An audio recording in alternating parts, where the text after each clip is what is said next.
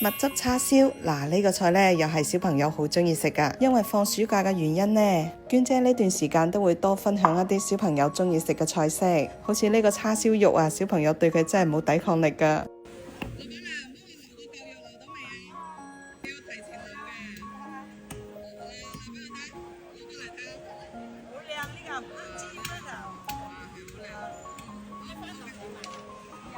做電飯煲版嘅焗叉燒呢，咁我哋選用嘅就係呢嚿梅花肉啦。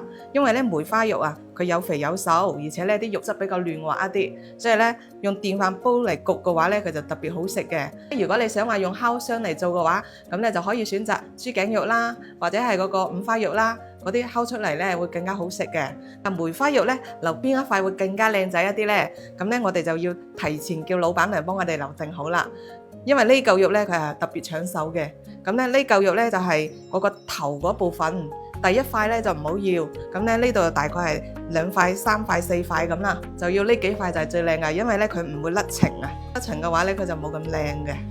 嗱，而家呢我哋先將呢塊肉分成4份，切好嘅肉呢放入大盤度，加入一大殼嘅鹽同埋清水，淡鹽水呢可以令到嚿肉嘅血水啊快速咁樣滲透出嚟。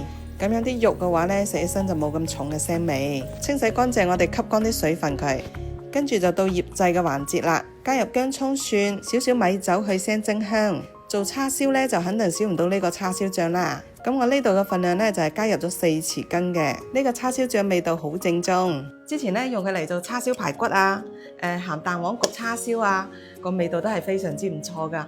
而家呢，視頻嘅左下角就有同款啦。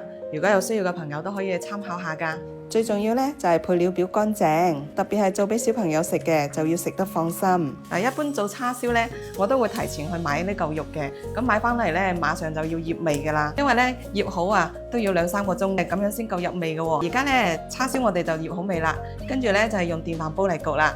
電飯煲底部先放一層油，放入薑片墊底，跟住呢放一把葱段，再放入醃好嘅叉燒肉。嗱，醃剩嗰啲汁呢都唔好嘥咗佢喎，我哋倒埋入個電飯煲嗰度去。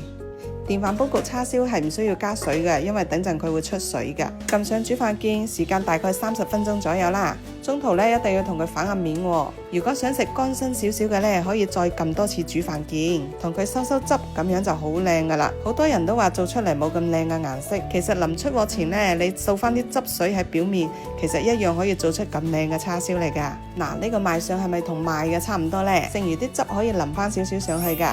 咁樣擺翻個盤啊，你就即將可以得到一份黯然銷魂叉燒飯啦。平時如果唔係好想煮太多餸呢，我就中意咁樣整俾小朋友食噶。